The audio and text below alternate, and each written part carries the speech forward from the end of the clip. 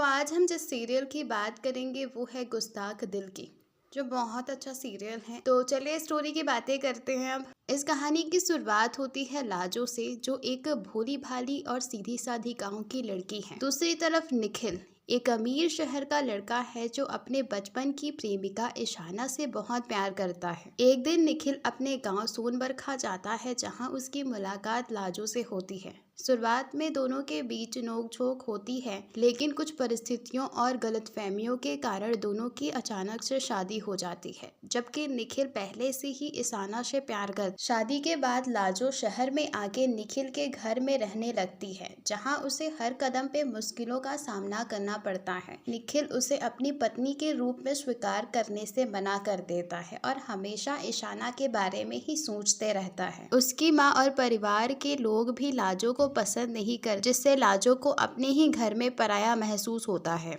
फिर भी लाजो अपने अच्छे स्वभाव और सच्चे दिल से सबका दिल जीतने में लगी रहती है और निखिल की सच्ची दोस्त भी बनती है। धीरे धीरे कहानी में मोड़ आता है, जहां निखिल को एहसास होने लगता है कि लाजो उसके जीवन में कितने महत्वपूर्ण है। लेकिन गलतफहमियों और पारिवारिक साजिशों के कारण लाजो को घर छोड़ के जाना पड़ता है, ताकि निखिल और ईशाना शादी कर सके।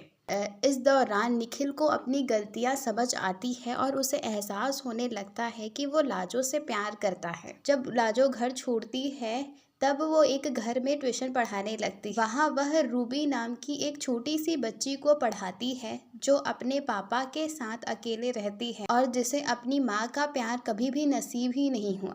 एक दिन लाजो जब रूबी को पढ़ाने जा रही होती है, तब रूबी के पिता को अपने विरोधी की तरफ से एक चैलेंज मिलता है। क्या वह इस गांव की साधारण लड़की को एक सुपरस्टार बना सकते हैं? उसके पास कोई दूसरा रास्ता नहीं होता, इसीलिए वह ये चैलेंज स्वीकार कर लेते हैं।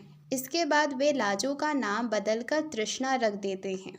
लाजो की जिंदगी बदलने लगती है, वह धीरे धीरे मॉडर्न लाइफ सीखने लगती है। दरअसल जिंदगी हमेशा हमारी सोच के हिसाब से नहीं चलती।